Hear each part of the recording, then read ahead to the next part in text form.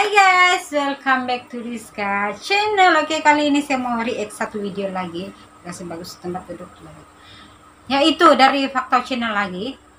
Dia punya tajuk nih 10 pahlawan Malaysia yang terkenal hingga digeruni di negara luar. Wah. Apa ya, siapa yang pernah dengar nih siapakah pahlawan-pahlawannya? Jumlah kita tengok, kita dengar siapakah nama-nama pahlawan. Mungkin ada yang kita pernah dengar ataupun ada yang kita tidak pernah dengar nama pahlawan yang digeruni di negara.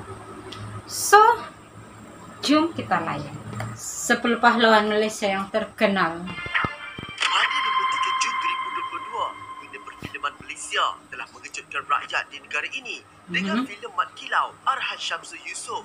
Hebat, epic, Masya Allah. Hebat, high impact, best. Memang the best, memang the best. Menampilkan pelakon dalam dan luar negara, filem ini mendapat sambutan yang amat memberangsangkan di seluruh Malaysia.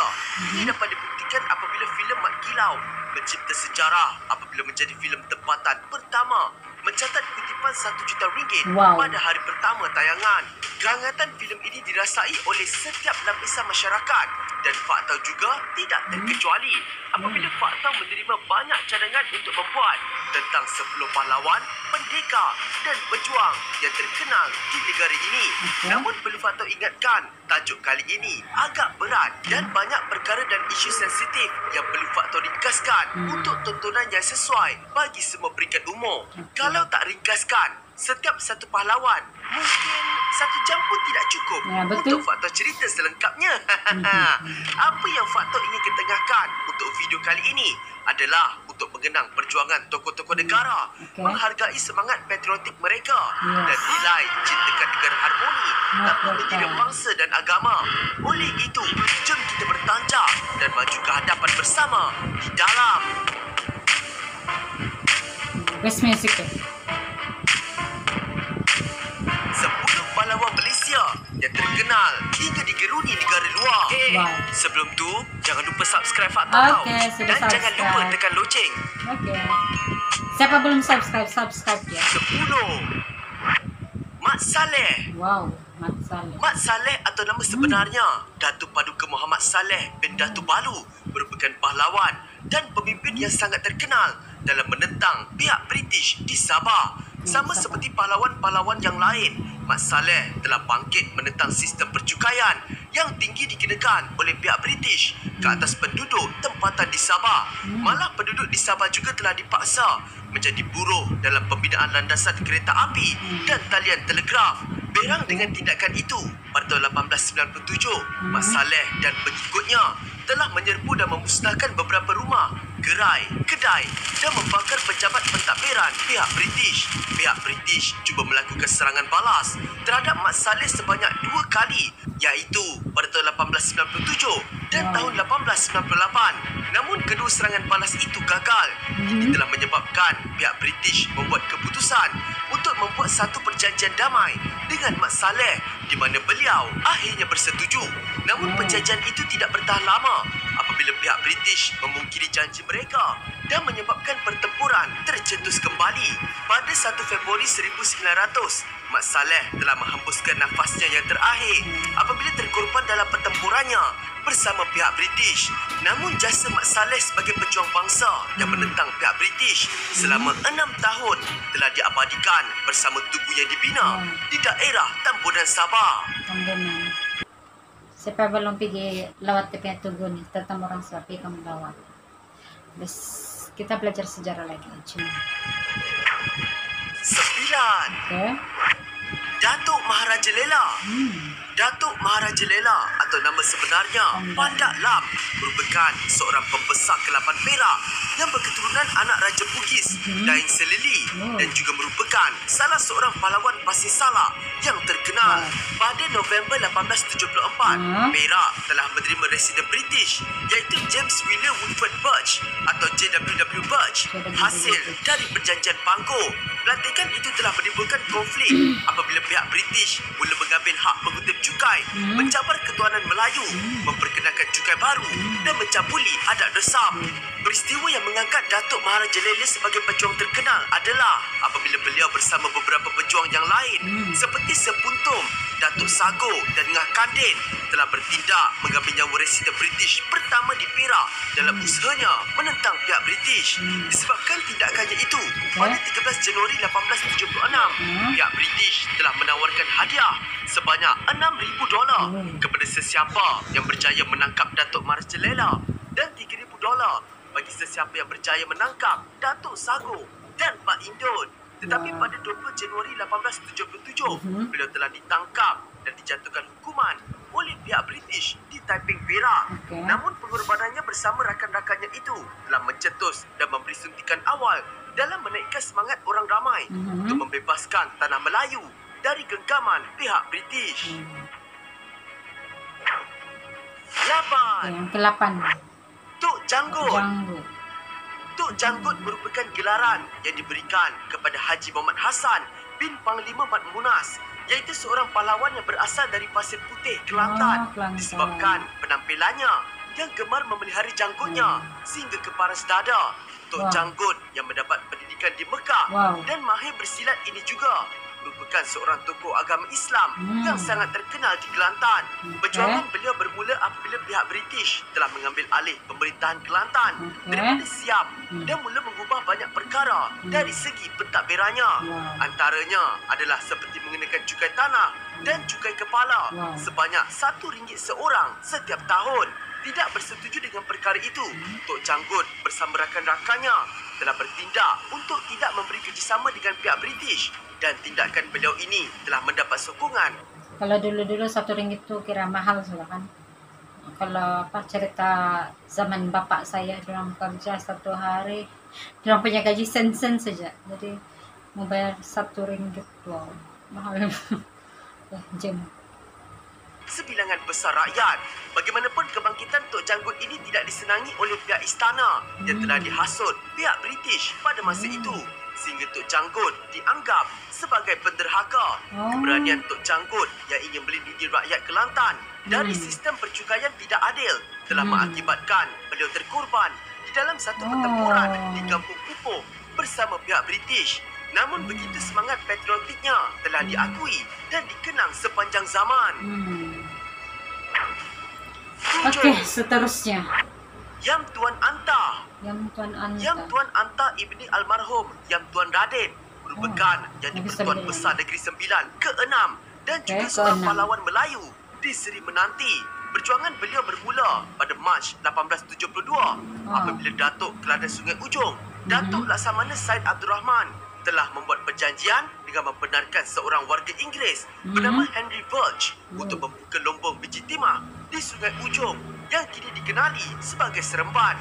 Kemudian pada tahun 1874 pula, Datuk Kelana bersama Datuk Muda Linggi telah pergi ke Singapura untuk berjumpa dengan pihak British dan menandatangani perjanjian menyerahkan Sungai Ujong untuk berada di bawah lindungan pihak British. Marah dengan tindakan Datuk Kelana Sungai Ujong itu dan cubaan pihak British untuk merampas daerah lain di Negeri Sembilan serta mengganggu kedaulatan Seri Menanti, Yang Tuan Anta telah mengarahkan pasukannya seramai kira-kira 4,000 orang untuk bersedia bertempur bagi mengusir pihak British. Pertempuran ini telah berterusan dengan sangat sengit sehingga kedua-dua pihak akhirnya berdamai dan kebanyakan daerah di Negeri Sembilan diserahkan kembali kekuasaannya kecuali Sungai Ujong yang kekal di bawah kekuasaan British. 6. Okey, yang ke-6 pula. Dul Said. Dul Said. Perjanjian Inggeris Belanda pada tahun 1824 yang menyaksikan Belanda menyerahkan Melaka kepada British telah menyebabkan kebangkitan seorang pahlawan Melayu dari Nanning, iaitu Dul Said, Datuk Abdul Said bin Omar atau lebih dikenali sebagai Dul Said, yang mula mempelajari seni silat sejak berumur 6 tahun lagi. Juga merupakan penghulu Nanning yang ke-9 telah membuat keputusan untuk menentang pihak Penghulu British ni macam kota kampung, British mendakwa Nanning sebahagian daripada Melaka dan memaksa mereka untuk mematuhi kesemua peraturan yang telah ditetapkan Melaka British. 1911 di Beliau sebelah. kemudian telah berjuang mempertahankan Nanning dari cengkaman pihak British sehingga memaksa mereka menghantar tambahan 150 askar upahan ke sana. Walau bagaimanapun, Dul Said telah berjaya menewaskan British dengan menggunakan taktik perang gerila. Malah, beliau Ada juga teknik. mendapat bantuan daripada Seri Menanti, Sungai Ujong, Johor, Muar dan juga bantuan ketenteraan daripada Yang Tuan Muda Raja Ali dari Okey. Lembau.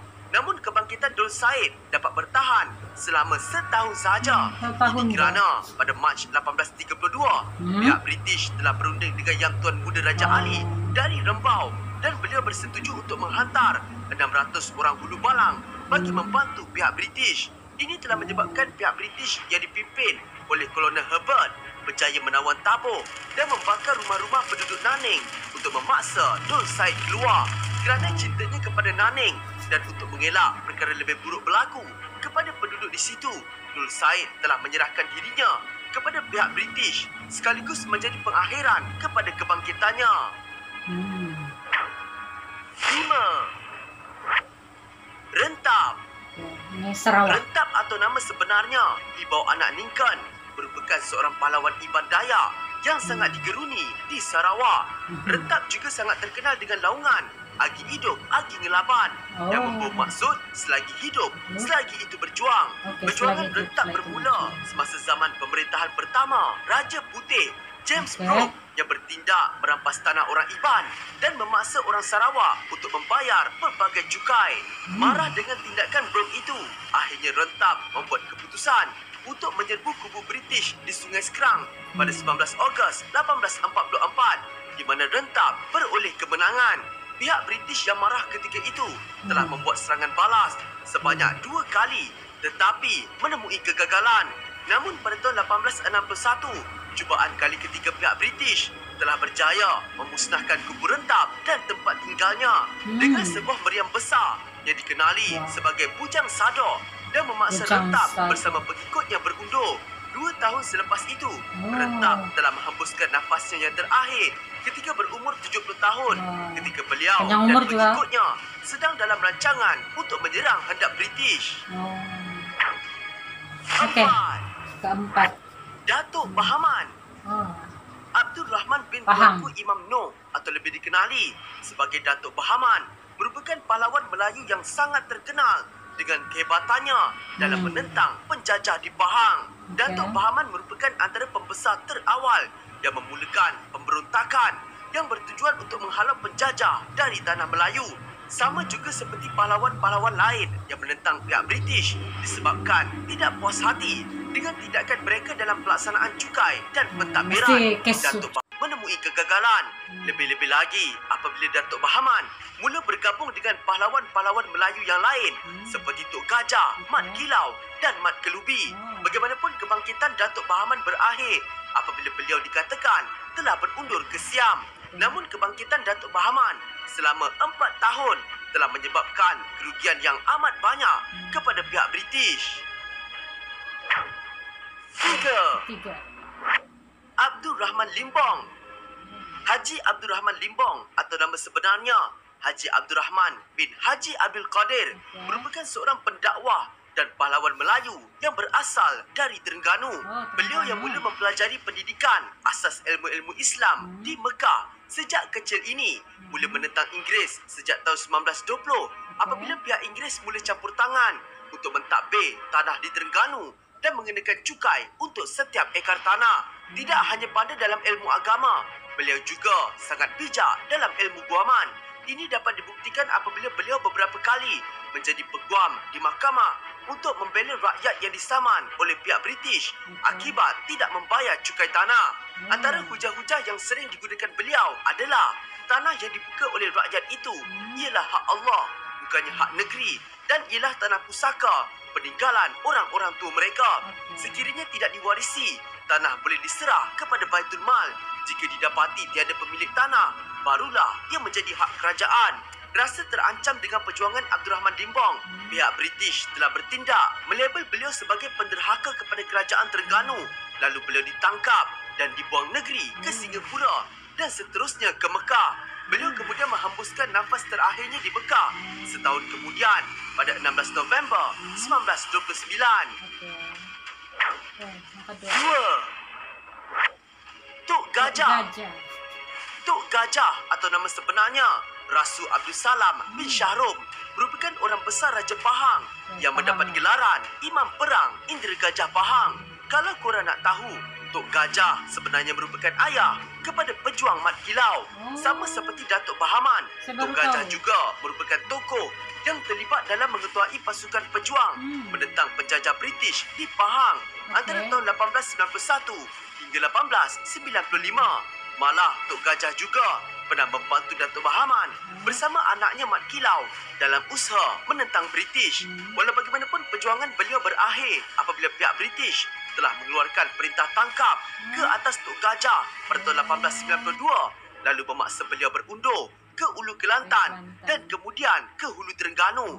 Beliau dikatakan meninggal dunia pada tahun 1901. Namun semangat juangnya terus dikenang oleh orang ramai sehingga kini. Betul. 1. Pertama.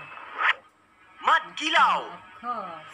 Mat Kilau atau nama sebenarnya Mat Kilau bin Imam Rasu merupakan anak kepada Tok Gajah dan merupakan pahlawan Melayu yang berjuang menentang penjajah British. Ketika British telah mengeluarkan perintah tangkap kepada penentang-penentang mereka di Pahang, banyak di antara pejuang ini telah berundur untuk meredakan keadaan. Contohnya seperti Datuk Bahaman telah berundur ke Siam dan bapa Mat Kilau pula iaitu Tok Gajah ke Hulu Terengganu. Tetapi maklumat mengenai Mat Kilau pula gagal diketahui dan akhbar-akhbar Inggeris di Singapura pula pada tahun 1895 telah melaporkan Mat Kilau telah tumpas akibat kecederaan yang parah ketika menentang Inggeris. Namun apa yang mengejutkan, pada 26 Disember 1969, seorang warga emas yang bernama Muhammad bin Ibrahim atau nama gelarannya Mat Siam selepas solat Jumaat telah pergi ke mimbar masjid dan mengisytiharkan bahawa beliau adalah Mat Kilau. Dakwaan Muhammad pada ketika itu telah menggemparkan orang ramai sehingga kerajaan Pahang bertindak menubuhkan jawatan kuasa penyiasat munculnya Mat Kilau. Beberapa orang telah ditemu ramah dan orang-orang yang pernah sezaman dan mengenali rupa paras Mat Kilau telah dipanggil untuk membuat pengesahan. Pada 6 Ogos 1970, Mat Siam telah diisytiharkan secara rasmi sebagai Mat Kilau oleh Yang Amat Berhormat Tan Sri Haji Yahya Muhammad Seth. Rupa-rupanya, disebabkan Mat Kilau telah dianggap sebagai penderhaka oleh pihak Inggeris, beliau terpaksa mengasingkan diri dan berpindah dari satu tempat ke satu tempat yang lain. Beliau juga telah menukar namanya beberapa kali bagi mengelakkan dirinya dikenali. Namun apa yang menyedihkan, 10 hari selepas pengisytiharan tersebut, iaitu pada 16 Ogos 1970, jam 6.45 pagi, beliau telah menghembuskan nafasnya yang terakhir di rumahnya yang terletak di Gambang pada usia 104 tahun. Hebatkan perjuangan orang dulu-dulu sanggup mengorbankan masa, keluarga dan kenikmatan hidup mereka semata-mata untuk memperjuangkan tanah air kita demi keselesaan hidup generasi kini. Semoga video ini sedikit sebanyak dapat melahirkan rasa syukur dan penghargaan kita dalam memperingati jasa-jasa mereka. Jumpa lagi di video akan datang. Bye. Merdeka! Nah guys, cukuplah kali ini perkongsian saya pasal pahlawan Malaysia. Wah, ada di antara mereka yang saya dulu-dulu kan waktu kecil-kecil ini kurang rajin membaca buku sejarah, kurang minat belajar. Jadi sudah tua nih, sudah tua bangka lah, berminat kembali untuk mengetahui sejarah-sejarah. Dan ya banyak nama-nama yang mungkin saya pernah dengar, tapi oleh karena tidak belajar bersungguh-sungguh, jadi saya pertama kali dengar. Dan ada beberapa nama yang memang sudah familiar di pikiran saya. Dan cerita-cerita dia pun, perjuangan orang memang hebat. So, kita sebagai rakyat Malaysia perlu ya, seharusnya bersyukur dengan kehadiran orang, dengan perjuangan orang, sehingga kan kita bebas, kita selesa sekarang, kita tinggal kita aman di negara Malaysia. Selamat Hari Merdeka untuk warga Malaysia. Dan siapa yang belum subscribe, sudah untuk subscribe saya. Sekiranya kamu ada pandangan atau komen ataupun saranan atau kritikan yang membina, boleh komen di bawah. Kita jumpa di video akan datang. Bye-bye!